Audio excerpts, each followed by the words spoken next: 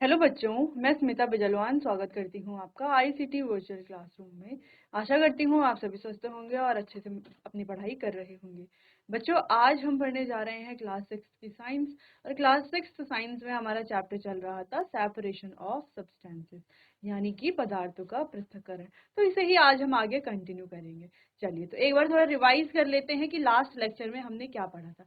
बच्चों, last lecture में हमने देखा था कि पदार्थों का पृथक्करण क्यों किया जाता है, ताकि हमें एक शुद्ध पदार्थ मिल सके। और जो ऐसे अवयव हैं जो हमारे लिए अनुपयोगी हैं या हानिकारक हैं, उन्हें अलग किया जाए। ठीक है, इसीलिए पृथक्करण किया जाता है। पृथक्करण होता क्या है कि किसी मिक्सचर में जो अलग अलग अवयव हैं उन्हें अलग किया जाए। ठीक है, जो अलग अलग जो कंपोनेंट्स हैं उन्हें अलग करना, इसी को ही सेपरेशन या पृथक्करण कहा जाता है। फिर हमने बात की इसमें कि शुद्ध पदार्थ क्या होते हैं, अशुद्ध पदार्थ क्या होते हैं, एलिमेंट्स क्या होते हैं, कंपाउंड्स क्या होते हैं, समांगी मिश्रण क्या होते हैं और विषमांगी मिश्रण क्या होते हैं। फिर हमने बात की थी बच्चों अलग अलग मेथड्स के बारे में कि कौन कौन से अलग अलग मेथड्स हैं जिनसे हम सेपरेशन करते हैं। तो कई सारे मेथड्स हमने देखे थे और उन मेथड्स को हम एक एक करके यहाँ पर डिस्कस कर रहे थे। जहां पर सबसे पहला मेथड है हैंड पिकिंग, यानी कि हस्त चयन। तो हैंड पिकिंग मेथड को हमने डिस्कस किया। ये हैंड पिकिंग मेथड है क्या बच्चों? इस मेथड में हाथ से चुन करके, ठीक है, हाथ से चुनाव करके जो इम्प्योरिटीज हैं उनको अलग किया जाता है। ठीक है, अब ये मेथड जो है बहुत सुविधाजनक हो जाता है जब हमें, जैसे कि पल्सेस हैं, राइस है, गेहूं है, इनसे कोई इम्प्योरिटी को अलग करना हो।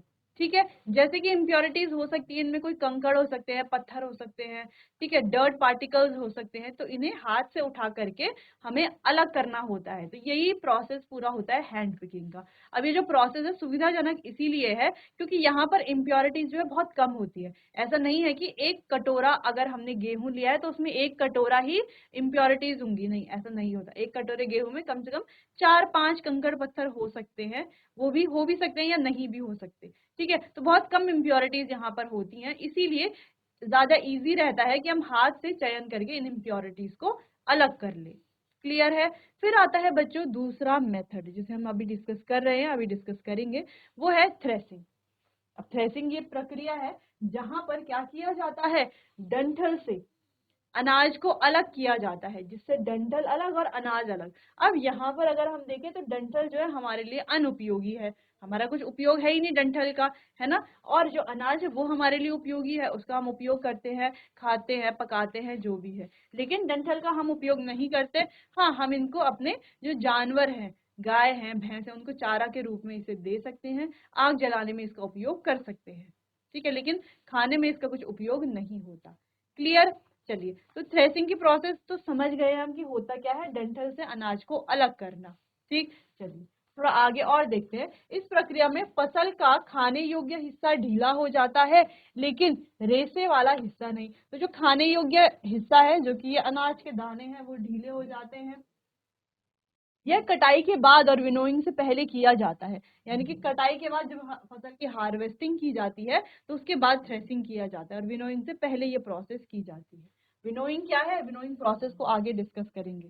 पुराने समय में इस्तेमाल की जाने वाली तकनीक में कटे हुए अनाज के दानों पर थ्रेस से प्रहार किया जाता था और यह काम हाथ से किया जाता था। तो पहले क्या किया जाता था कि ये जो अनाज है कटा हुआ है, इसके गट्ठर रखे जाते थे, थ्रेस किया जाता था, किसी भारी चीज से इस पर पीटा जाता था और दाने अपने आप ही अलग हो जाते थे। वैकल्पिक रूप से घोड़े, गधे या बैल डंठल से अनाज को रौंदते थे। ठीक है, तो ये पहले के समय में घोड़े, गधे या बैल ये भी क्या करते थे, इसको रौंदते थे, जिससे अनाज अलग और डंठल अलग हो जाता था। इसके बाद भूसे को इकट्ठा किया जाता था और दूर ले जाया जाता था, जबकि अनाज को मलबे को हटाने के लिए विनोइंग किया जाता था।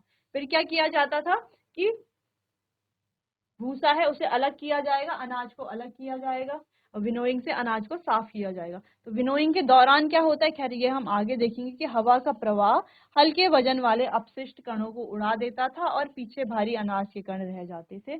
लेकिन पूरी प्रक्रिया थकाऊ थी। ठीक है, बहुत ही टाइम टेकिंग थी और बहुत ही लेंदी ये प्रोसेस थी।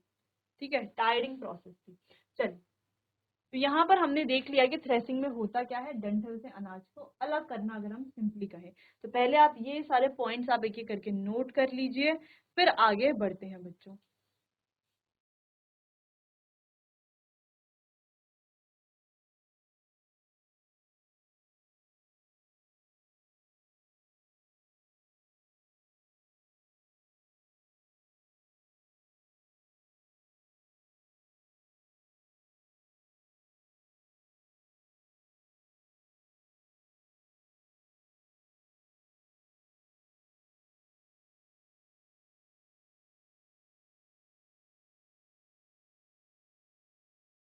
चलिए आगे बढ़ते हैं। इस तरीके से जैसे हमें इमेज दिखाई दे रही है, इस तरीके से थ्रेसिंग की प्रोसेस की जाती है। देखो ये है अनाज के डंठल, इनका एक गट्ठर बना दिया गया है और इसे इस जगह पर क्या किया जाएगा, पीटा जाएगा। पीटने से क्या होगा, दाने जो है इस तरीके से नीचे आ जाएंगे। जैसे आप देख पा रहे हो नीचे सारे क्या है, अनाज के दाने ही हैं। दाने इस तरीके से नीचे आ जाएंगे और डंठल को फिर ये अलग कर देंगे। डंठल को जलाने के काम आएगा, या जो हमारे पशु हैं उनको खिलाने के काम भी आता है। ठीक है, चलिए तो आप देख पा रहे हो इस तरीके से थ्रेसिंग की प्रोसेस की जाती है। चलिए तो कुछ और पॉइंट यहाँ पर थोड़ा हमें देखने हैं।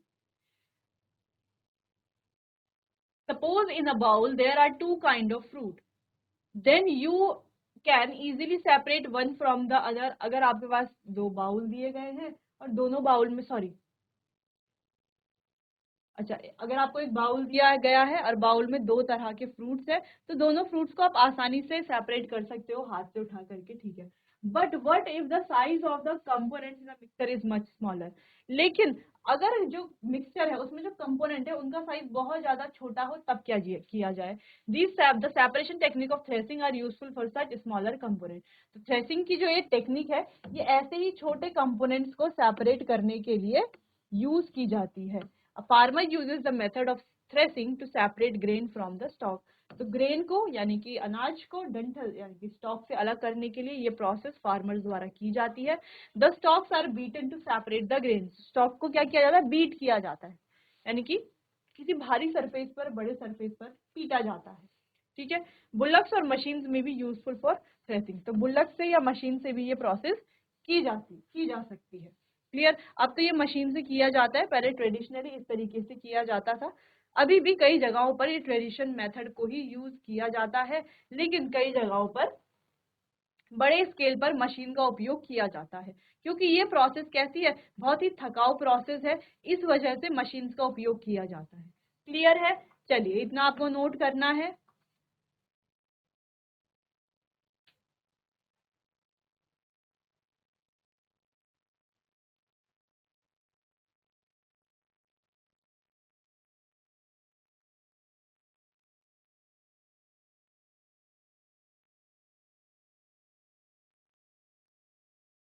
चलिए बच्चों क्लियर। चलिए तो थ्रेसिंग और हैंड पिकिंग दो प्रोसेस हम समझ गए हैं। अब बात करते हैं विनोइंग की। चलिए तो विनोइंग में क्या होता है, विनोइंग एक ऐसी प्रक्रिया है जिसके द्वारा भूसा अनाज से अलग किया जाता है। इसका उपयोग संग्रहित अनाज से कीटों को हटाने के लिए भी किया जा सकता है। विनोइंग आमतौर पर अनाज की तैयारी में थ्रेसिंग के बाद की जाती है। अपने सरलतम रूप में इसमें मिश्रण को हवा में फेंकना शामिल है, ताकि हवा हल्के भूसे को उड़ा दे, जबकि भारी अनाज वापस गिरने के लिए वापस नीचे आ जाए। ठीक है, तकनीकों में विनोइंग फैन, भूसा को ऊपर उड़ाने के लिए हिलाई जाने वाली एक आकार की टोकरी का उपयोग करना, या कटे हुए अनाज के ढेर पर एक उपकरण विनोइंग फॉर्क या फावड़ा का उपयोग करना शामिल है। चलिए तो इतना बड़ा पैराग्राफ तो हमने पढ़ लिया। अब समझते हैं विनोइंग टेक्निक एक्चुअल में है क्या। तो जो हमने पढ़ा है टेक्निक तो खैर वही है। अब होता क्या है, देखो सबसे पहले हमने बात की, स्टेप 1 था फसल की हार्वेस्टिंग करना, फसल की कटाई करना। ठीक है, तो जब फसल पक जाती है अच्छे से, ठीक है, तो अनाज के जो दाने हैं वो ढीले होने लगते हैं डंठल से। इसीलिए फसल की क्या की जाती है, हार्वेस्टिंग की जाती है, उसे काटा जाता है या कटाई की जाती है। कटाई के बाद पहली प्रोसेस की जाती है थ्रेसिंग, जहां पर डंठल से वो जो अनाज है उसे अलग किया जाता है। अब देखो बच्चों, जो डंठल है उससे एक एक करके अनाज को अलग तो नहीं किया जाएगा, क्योंकि बहुत लार्ज स्केल में फार्मिंग की जाती है, और एक एक डंठल से अनाज के दाने अगर हम अलग अलग करते रहेंगे तो कई साल बीत जाएंगे, थोड़ा बहुत ही अनाज हम इकट्ठा कर पाएंगे। चलिए, तो जैसे कि हमने बात की कि सबसे पहले अनाज की जो है कटाई की जाती है, हार्वेस्टिंग की जाती है, फिर थ्रेसिंग से। ये बहुत ज्यादा मुश्किल है कि एक डंठल से एक एक करके हम जो है अनाज के दाने को अपने हाथ से चयन करके बिल्कुल अलग करें, तो ये बहुत ही मुश्किल है। मुश्किल इसीलिए है क्योंकि अनाज तो कई सारा है, और ऐसे अगर हम हाथ से एक एक दाने को अलग करते रहेंगे तो हमें तो कई साल लग जाएंगे, सिर्फ थोड़ा बहुत अनाज ही इकट्ठा हो पाएगा। इसीलिए क्या किया जाता है कि जो अनाज के जो डंठल हैं, जो हमने अनाज काटा है, उसके गठरियां बना दी जाती हैं, फिर उन्हें पीटा जाता है एक साथ, काफी सारा अनाज जो है वो डंठल से अलग किया जाता है। थ्रेसिंग प्रोसेस में ये होता है। क्लियर? अब थ्रेसिंग प्रोसेस जो है, जब अनाज का जो डंठल है उसे जब पीटा जाएगा बच्चों, तो उसमें जो है डंठल के कुछ टुकड़े भी टूटेंगे, थोड़ा बहुत वहां पर भूसा भी होगा, धूल मिट्टी सारी चीजें होती हैं। ठीक है, तो हम ये नहीं कह सकते कि हमें वहां पर एक शुद्ध पदार्थ मिला है। क्लियर है इतनी बात? तो बहुत सारे अनाज के साथ साथ वहां पर भूसा होगा, छोटे छोटे डंठल होंगे, कुछ कंकड़ हो सकते हैं, ठीक है, धूल मिट्टी हो सकती है, ये सारी चीजें भी अनाज के साथ होंगी। तो इसे हटाया जाता है विनोइंग की टेक्निक द्वारा। जीजीआईसी भागलपुर में हैंड रेस कीजिए बच्चों, आवाज आ रही है तो। चलिए, माइक ले लीजिए आप, माइक ऑन कीजिए। Yes ma'am, good morning ma'am. Good morning बच्चे, आपका नाम क्या है? मैम मेरा नाम सानिया है। सानिया, हम क्या पढ़ रहे हैं बच्चों? मैम हम आप पढ़ा रहे तो हम लिख रहे हैं। क्या लिख रहे हो, क्या पढ़ रहे हैं हम?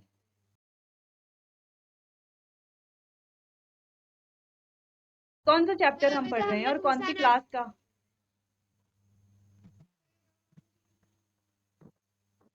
बोलिए। मैम सिर्फ कौन क्लास सा 6 चैप्टर? जा रही है। क्लास 6 पढ़ रहे हैं, ठीक है। कौन सा चैप्टर हम पढ़ रहे हैं? मैम हम अभी आए थे इसलिए हमें पता नहीं है। अच्छा, हम पढ़ रहे हैं सेपरेशन ऑफ सब्सटेंसेस, यानी कि पदार्थों को पृथक करना, उनका पृथक्करण के बारे में हम पढ़ रहे हैं।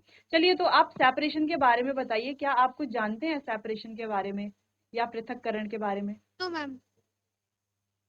आप कुछ नहीं जानते? चलिए, तो आप ध्यान से देखिए जो हम नो यहाँ मैम। पर पढ़ रहे हैं, ठीक है। Yes ma'am. चलिए, बैठ जाइए। चलिए, तो बच्चों, थ्रेसिंग के बाद जो अनाज है उसे, उसमें अब कई सारा भूसा भी होगा, कई सारे ऐसे कंपोनेंट होंगे जो हमारे लिए अनुपयोगी होंगे, तो उसके बाद की जाती है विनोइंग की प्रोसेस। अब विनोइंग की प्रोसेस में किया क्या जाता है कि वो जो अनाज है जिसमें भूसा भी होगा, डंठल के कुछ छोटे छोटे टुकड़े भी होंगे, उन्हें ऊंचाई से नीचे की तरफ डाला जाता है। जब ऊंचाई से अनाज को नीचे की तरफ तरफ डाला जाता है तो अनाज तो भारी होता है, अनाज के जो कण होते हैं वो भारी होते हैं, जिससे अनाज के कण एक जगह में ढेर बना देते हैं, और उसमें जो भूसा होता है जो कि हमारे लिए अनुपयोगी है, वो क्या हो जाता है, हवा से अपने आप ही अलग हो जाता है, जैसे हम यहाँ पर इमेज में देखेंगे अभी। तो इस तरीके से जो प्रोसेस है विनोइंग की वो की जाती है। क्या किया जाता है, इस तरीके से एक सूप लिया जाता है, उसमें अनाज रख दिया जाता है। अब उसमें अनाज के साथ साथ कई सारे क्या होंगे, डस्ट पार्टिकल्स भी होंगे, भूसा भी होगा। तो इस तरीके से हाइट में ले जा करके उसे नीचे की तरफ डाला जाता है, फेंका जाता है।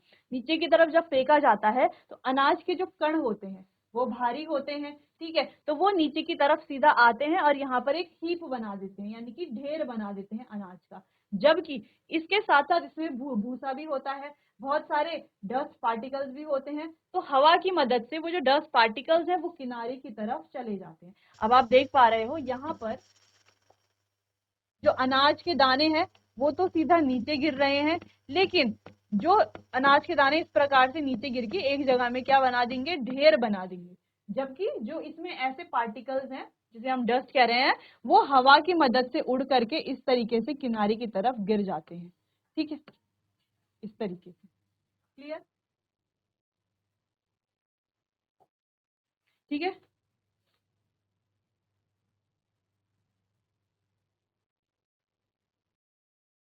चलिए, तो यहाँ पर हमने इमेज देख ली है कि कैसे विनोइंग की प्रोसेस की जाती है। तो इस तरीके से चलिए, अच्छा इस तरीके से भी क्या किया जाता है, अनाज को इस तरीके से ऊपर की तरफ उछाला जाता है, ऊपर फेंका जाता है, जिससे जो अनाज के कण है वो वापस नीचे आ जाएंगे और जो उसमें क्या है, जो उसमें इम्प्योरिटीज है, डस्ट है, हस्क है, वो उड़ करके क्या हो जाएगा, एक तरफ चला जाएगा। ठीक है। चलिए, तो ये वाला इस तरीके से भी विनोइंग की जाती है। चलिए, तो winnowing is used to separate, तो यहाँ पर कुछ और पॉइंट्स हमें डिस्कस करने हैं कि विनोइंग जो है is used to separate lighter component of the mixture from heavier component by the wind.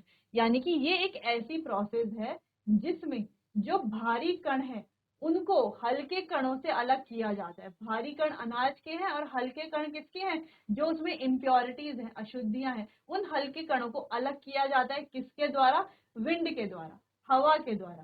Clear. चलिए, अगला है, ये टेक्निक ज्यादातर जो है किसानों द्वारा उपयोग की जाती है। ठीक है, अनाज को साफ करने के लिए। The lighter particles are carried away by wind. The heavier particles form a heap near the platform of winnowing. तो इस तरीके से जो heavier particle है वो एक heap बना देते हैं, यानी कि एक ढेर बना देते हैं अनाज का, और जो lighter particles हैं वो अलग चले जाते हैं किनारे पे। ठीक है। चलिए, we can use either natural wind और blow air while winnowing.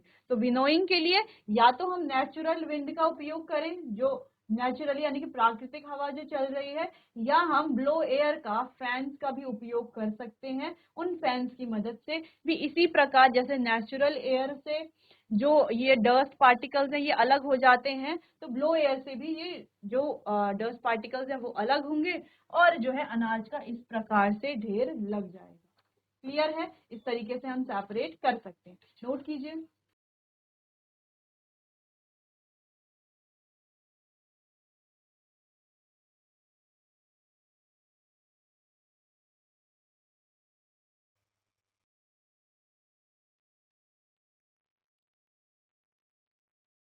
चलिए, तो विनोइंग का मेथड भी हम समझ गए हैं कि क्या होता है। तो अभी तक बच्चों हमने पढ़ा कि कैसे हैंड पिकिंग की जो टेक्निक है उससे हम कैसे सेपरेशन करते हैं, थ्रेसिंग की टेक्निक है उससे हम कैसे सेपरेशन करते हैं, और विनोइंग की टेक्निक है उससे हम कैसे सेपरेशन करते हैं। क्लियर इतना?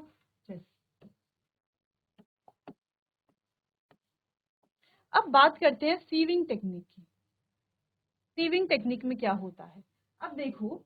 अच्छा, ये तीनों जो टेक्निक्स अभी तक हमने पढ़ी है ना, उनको हमें एक एक करके इस तरीके से याद करना है। ठीक है, जिस सीरियल में हमने उन्हें पढ़ा है वैसे ही हमें याद करना है। जैसे कि सबसे पहले हमने पढ़ा थ्रेसिंग, तो हमें ध्यान रखना है कि हार्वेस्टिंग यानी कि कटाई के बाद जो प्रोसेस की जाती है उसे थ्रेसिंग कहा जाता है। थ्रेसिंग के बाद की जाती है विनोइंग।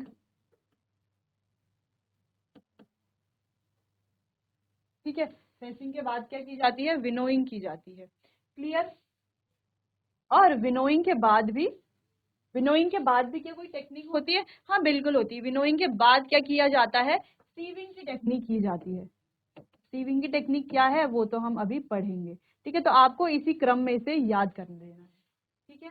चलिए, अब बात करते हैं सीविंग छलनी। हमारे दैनिक जीवन में हम जिन चीजों का इस्तेमाल करते हैं उनमें से ज्यादातर दो या दो से ज्यादा शुद्ध पदार्थों के मिश्रण से बनी हुई होती हैं। ठीक, इन शुद्ध पदार्थों को अलग अलग इस्तेमाल करने के लिए हमें मिश्रण से अलग करना पड़ता है। उदाहरण के लिए आपने देखा होगा कि हम सीधे विक्रेताओं से खरीदे गए आटे का इस्तेमाल चपाती बनाने के लिए नहीं करते हैं। आटे को उसमें लगी अशुद्धियों से अलग करने के लिए हम कुछ तकनीकों का उपयोग करते हैं। ठीक है, खास पृथक्करण तकनीक है जिसे हम सीविंग कहते हैं, जहां पर हम जैसे आटा हम लेकर के आते हैं तो सीधा उसको गूंथ करके रोटी नहीं बनाते हैं, आटे को पहले छाना जाता है। क्यों छाना जाता है? क्योंकि अभी भी उसमें कुछ अशुद्धियां हैं, वो अशुद्धियां हम छलनी से छानते हैं और अशुद्धियां ऊपर आ रह जाती हैं और जो आटा है वो नीचे की तरफ आ जाता है।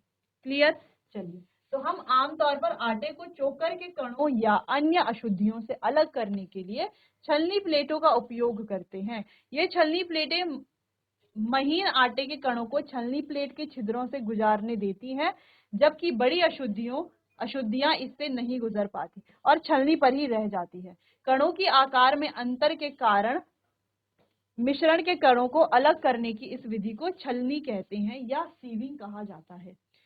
इसमें मोटे कणों को महीन कणों से अलग करने के लिए छलनी प्लेटों का उपयोग किया जाता है। तो ये सिंपल सी टेक्निक। अब जैसे हमने विनोइंग पढ़ ली, विनोइंग के बाद भी जो अनाज है उसमें थोड़ा बहुत क्या रह जाता है, इम्प्योरिटीज रह जाती है। फिर जब उसे आटा चक्कियों में ले जाया जाता है तो वहां पर उसे छाना जाता है, जहां पर जो गेहूं है वो तो नीचे आ जाएगा और उसमें जो बड़े पार्टिकल्स हैं, कुछ भी अशुद्धियां हो सकती हैं, वो ऊपर ही रह जाएगा। ठीक है, या तो फिर ऐसी छलनी का उपयोग किया जाएगा जिसमें गेहूं ऊपर रह जाए और छोटे छोटे जो अशुद्धियां हो वो सारे नीचे आ जाए। ठीक है, इस तरीके से भी ये प्रोसेस की जाती है। चलिए बच्चों, इतना समझ में आया कि कैसे हम छलनी का उपयोग करते हैं। पहले आप इतना देखिए, इसे नोट कीजिए, फिर आगे हम बढ़ते हैं।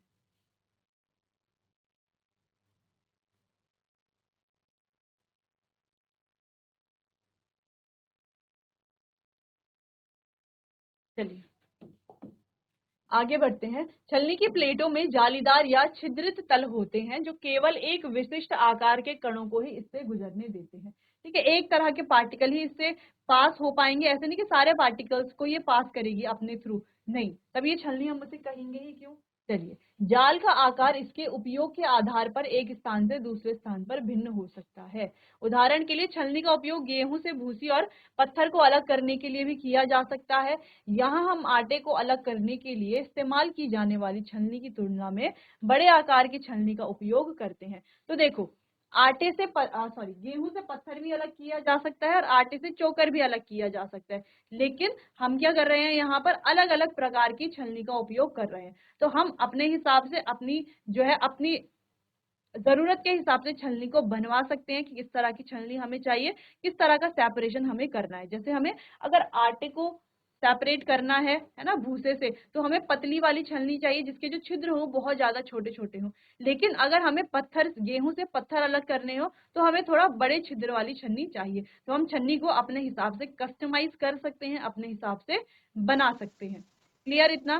चलिए, इतना आप नोट कर लीजिए और आप ये देख सकते हैं इमेज में कि कैसे सीविंग में लार्जर पार्टिकल्स जो है वो ऊपर रह जा रहे हैं और फाइन पार्टिकल्स नीचे आ जा रहे हैं। क्लियर है इतना?